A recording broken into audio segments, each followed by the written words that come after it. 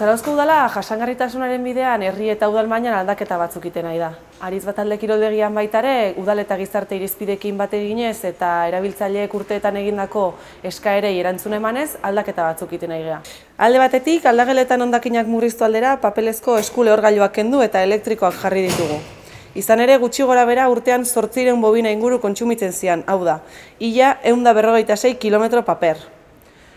Bestetik, aldageletan zeuden zaborrontzi orokorrak kendu ditugu eta gaikako zabor bilketa guneak jarri ditugu kiroldegiko puntu klabeetan. Zaborrontzi berri hauetan 3 zabor mota sailkatuko dira: plastikoa, papera eta errefusa.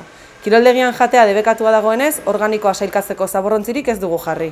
Zentzu honetan, kiroldegiko erabiltzaileen kolaborazioa eskatzen dugu. Azkenean aldageletan zeuden zakarrontziak kendu ditugu eta bertan sor daitezkeen hondakinak kanpoko gaikako bilketa zakarrontzi berrietara ateratzea eskertuko genuke. Guztira, 85 litroko 15 zakarrontzi jarri ditugu Arizbatalde kiroldegian, eta kirol pistako armailetan eta sarreran 285 litroko 4 zakarrontzi. Esku lehorgailuei dagokionez, metalezko 19 jarri ditugu aldageletan eta turbinazko 4 erabiltzaile gehien aurreikusten ditugun guneetan, harrerako komunak eta pistako komunetan. Bide beretik, kiroldegian gaur egun ditugun energia berriztagarriak ere aipatu nahiko nituzke. Izan ere, igerileku handia berotzeko instalazio solar termiko erabiltzen dugu eta aurten igerileku txikia berotzeko ere lanean ari gara.